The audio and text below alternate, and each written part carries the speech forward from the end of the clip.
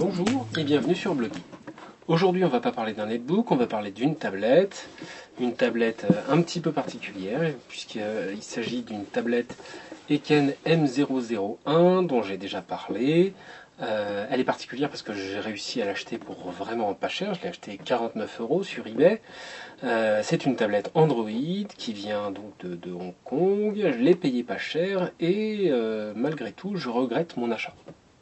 Alors pourquoi je vous en parle et pourquoi je parle d'un produit pas très performant aujourd'hui, c'est tout simplement parce que je voudrais avertir tout le monde qu'il n'y a pas vraiment de cadeau avec ce type de tablette. C'est pas parce qu'on la paye pas cher, encore qu'elle a sacrément augmenté depuis que plusieurs sites en ont fait la publicité. Maintenant on la trouve entre 100 et 200 €, voire plus. C'est pas parce qu'on paye pas cher un produit qu'on fait forcément une bonne affaire. Et on se rend compte assez vite qu'en fait il n'y a pas de solution vraiment low cost sur le marché. Il y a des solutions pas chères effectivement, mais si on s'intéresse qu'au prix, on va vite s'apercevoir qu'il n'y a pas de cadeau avec ce prix. En fait, tous les composants de la machine, tous les composants sont de mauvaise qualité. Et ça en fait un engin inexploitable.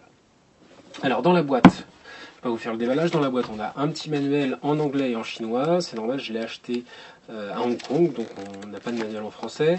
A priori c'est juste un manuel Android, donc il y a beaucoup mieux sur internet, c'est pas la peine vraiment de lire ceci. On a un chargeur assez cheap parce qu'il chauffe très vite beaucoup. Un chargeur universel, donc, mais par contre avec une prise qui n'est pas une prise aux normes françaises. Et ça pose problème, mais moi mon vendeur a été gentil, puisque même si je l'ai payé pas cher, il m'a glissé un petit adaptateur, ce qui fait que j'ai pu m'en servir immédiatement, sans avoir acheté quoi que ce soit de plus. On a avec une petite prise coudée, donc vraiment ultra simple, pas grand chose dans la boîte, mais a priori c'est pas ce qu'on demande. Et on a enfin la tablette en elle-même. Alors, comme vous pouvez le voir, c'est tout petit, c'est un écran 7 pouces avec une petite interface autour. En photo, elle rend très bien. Quand on l'a en main, elle est assez légère, assez agréable. Le format est assez bon, même si l'écran est un petit peu perdu dans la masse de plastique.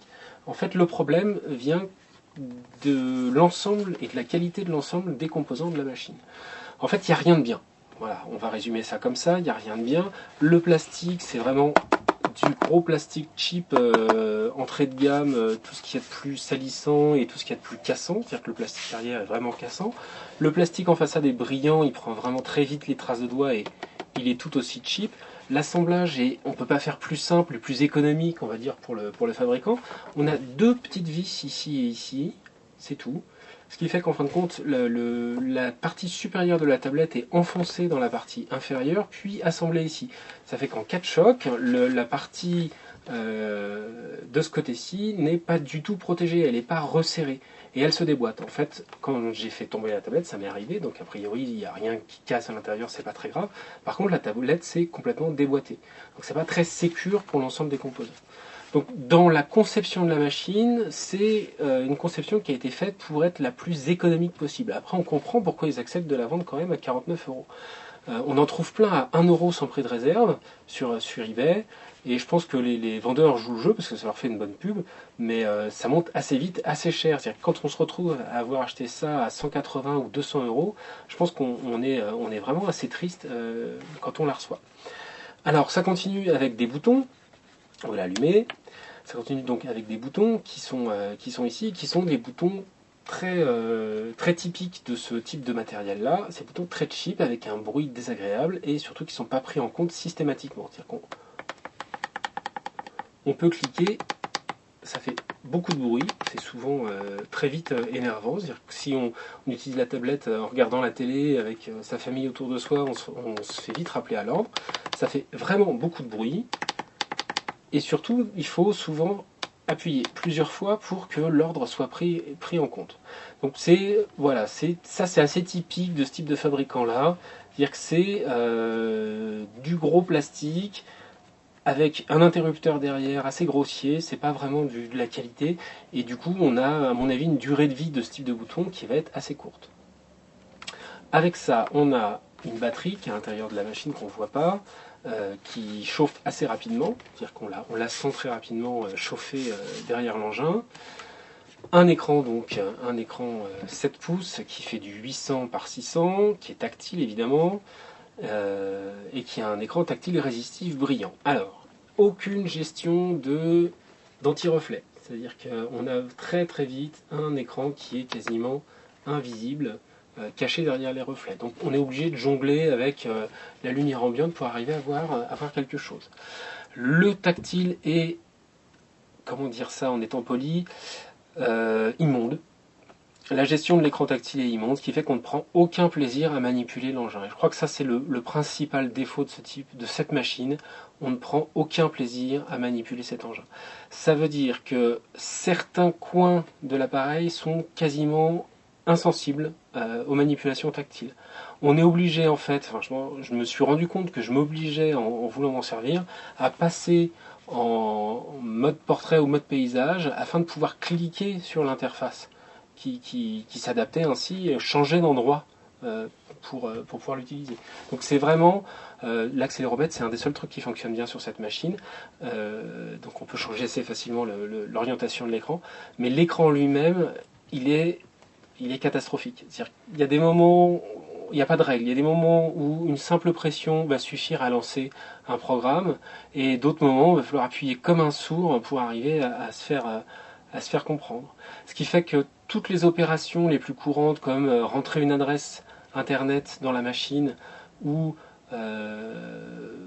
même naviguer en utilisant l'écran, sont pénibles. Il n'y a pas de règle. Alors on ne peut pas prendre l'habitude de manipuler l'écran d'une façon ou d'une autre. En fait, petit à petit, on s'aperçoit que certaines zones de l'écran sont plus sensibles. Donc on finit par essayer d'utiliser ces zones. Mais c'est forcément très handicapant. Autre défaut de l'écran, il est assez gris. La luminosité maximale est assez mauvaise et il est plutôt rougeâtre. C'est-à-dire que quand on va regarder une photo avec, on a une photo qui tire vraiment sur le rouge. Les verts sont complètement gommés, les bleus sont un petit peu plus péchus, mais c'est pas encore ça. Par contre, elle tire vraiment sur le rouge. On peut s'y attendre à un LCD sur une machine de ce prix-là. C'est pas forcément pas un modèle haut de gamme, mais là, il est vraiment très gris. Alors par contre, c'est un effet bénéfique, c'est pour la lecture de book, tout ce qui est livre électronique, on a une lecture qui est meilleure parce qu'en fait l'écran étant gris et assez reposant, en fait on se retrouve avec quelque chose d'exploitable. Je crois que j'ai fini d'être méchant avec l'écran, on va passer au Wi-Fi. Alors voilà, là je suis donc dans mon labo, à 10 mètres de moi il y a ma borne Wi-Fi, et je peux pas m'y connecter avec la machine. J'ai une portée d'à peu près 5 mètres, et dans ces 5 mètres, il m'arrive fréquemment de décrocher. Ça veut dire que vous êtes en pleine session internet, vous êtes par exemple en train de chatter avec quelqu'un, en train de naviguer, et votre navigateur va se mettre à mouliner, à charger sans arrêt, et il n'y aura rien d'autre à faire que de l'éteindre, d'éteindre le Wi-Fi et de le relancer sur la machine. C'est des opérations qui sont longues parce que le processeur est lent. C'est un processeur à 533 MHz, et on se rend très vite compte qu'il n'est pas taillé pour ce type d'engin. Du coup, on se retrouve avec une machine qui n'est vraiment pas agréable pour surfer. Alors, quand on se colle à sa borne, qu'elle décroche pas, etc., on arrive tout de même à surfer sur le net sans trop de difficultés. On a du 800 par 600, donc ça veut dire qu'on va pouvoir naviguer dans les sites. Par contre, on se retrouve avec le double problème d'un écran tactile qui répond mal et de la navigation avec du scroll vertical et horizontal. Ça donne quelque chose qui est franchement pas très très agréable. L'écran n'est pas multitouch, ça veut dire quand on va utiliser des outils comme Maps par exemple, on va être obligé de zoomer avec les outils qui sont fournis. Donc là c'est la mémoire cache de Maps, vu que je suis pas connecté. Bon, ça fonctionne bien, on arrive à s'en servir, mais c'est vraiment pénible, quoi. C'est pas l'outil qui va donner envie d'être utilisé, donc il va vite finir au placard en fait. Voilà, je crois que c'est la destination de cet outil. Ce genre de tablette là a été inventé pour être vendu, pas pour être utilisé. Je crois que c'est la grosse nuance qui change la donne. Qu'est-ce que je peux en dire d'autre? La batterie ne communique pas avec Android. Ça veut dire que on a une batterie qui dure environ 1h10, 1h20 en Wi-Fi activée. Et quand on utilise cette batterie au bout d'1h10, on a pendant 1h10 la petite icône ici qui reste full en permanence. Et d'un coup, hop, elle bascule, on a 3 minutes pour terminer, faire ce qu'on a à faire parce que la machine va s'éteindre. Donc c'est vraiment un gros handicap parce qu'on ne sait pas du tout où on en est, on ne sait pas ce qu'on peut mettre en priorité, ce qu'on doit faire en priorité, et on se retrouve très très vite. De toute façon, vu qu'on est obligé d'être collé quasiment à sa box, on se retrouve très vite à utiliser la machine avec la prise d'alimentation branchée. Autre détail, donc on a 2 Go de mémoire à l'intérieur, ce qui est compréhensible, ça j'ai rien à y redire, 2 Go, vu le prix, c'est tout à fait compréhensible. On peut donc utiliser une carte SDHC. J'ai pas essayé de grosses cartes SDHC et pour cause, en fait la première carte que j'ai insérée c'est une 4 Go Corsair, tout à fait normale, qui se comporte tout à fait normalement dans d'autres appareils. Par contre dans la machine, dès qu'on l'utilise vraiment, on se retrouve avec une carte qui va chauffer très très vite. Quand on la retire après une utilisation de la machine, on a une carte brûlante entre les doigts. Alors je sais pas l'incidence que ça va avoir sur la vie de cette carte, cette petite carte là, mais c'est franchement assez inquiétant. Je ne mettrai pas une carte haut de gamme 16 Go ou 32 Go dans l'appareil de peur de l'abîmer. On a également un port casque ici, un tout petit micro à côté. J'ai pas testé le micro, j'ai pas réussi. Le port casque fonctionne, le son est correct on va dire. C'est à peu près tout. Une enceinte à l'arrière ici. Et un bouton reset. Donc vraiment l'interface de base d'Android qui fonctionnerait bien si le processeur était plus performant et si la dalle tactile était plus efficace, mais pas vraiment de possibilité de l'exploiter. Alors je vais pas être trop mauvaise langue jusqu'au bout, on peut quand même faire des choses avec cette machine. On peut pas regarder de vidéo, le processeur le permet pas. Il faut réencoder pour des formats...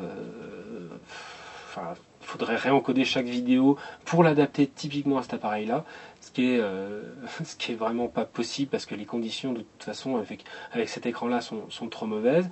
On peut écouter de la musique, voilà, on va écouter de la musique.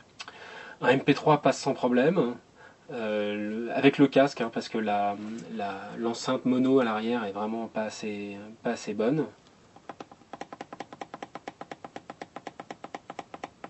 Vous entendez ce bruit?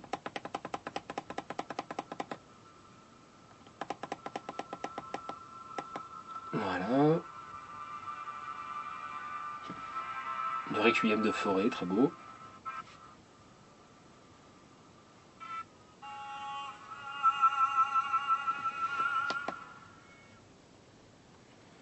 Écoutez un peu de jazz. Donc on se rend compte assez vite. Ah, ça sature.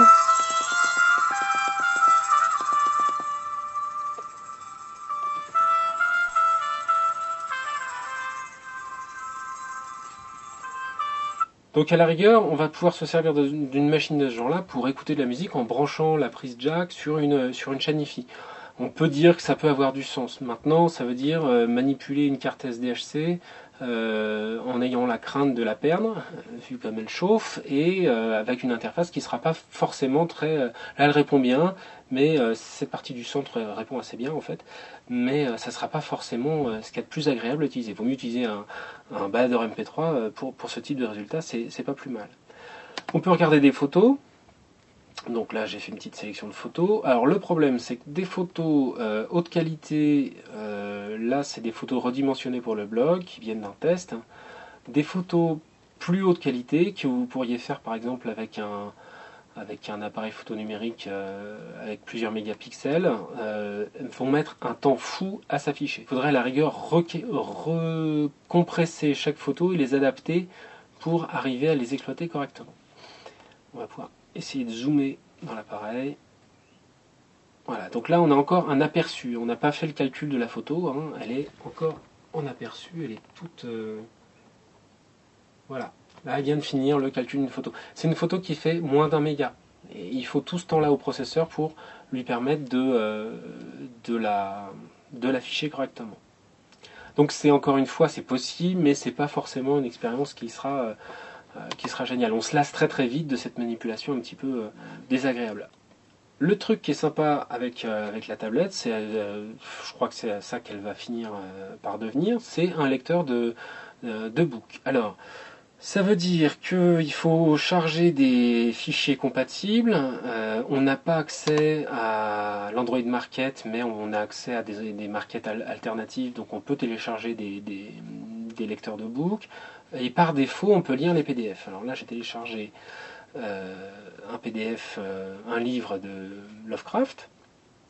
Donc je vais pouvoir le passer en mode portrait. Et là, on a la possibilité de regarder et de lire un e-book de façon assez convaincante. Évidemment, il faut faire abstraction de la qualité de l'écran et de la lenteur d'affichage, parce que là, il calcule les pages du PDF et c'est parfois très très lent. Et il faut aussi accepter ce format de texte qui est assez petit. Alors on peut le zoomer, on peut l'adapter, essayer de l'adapter à la page. Voilà, je l'ai adapté du mieux que je pouvais. Et par contre, là, on a quelque chose qui s'affiche assez bien.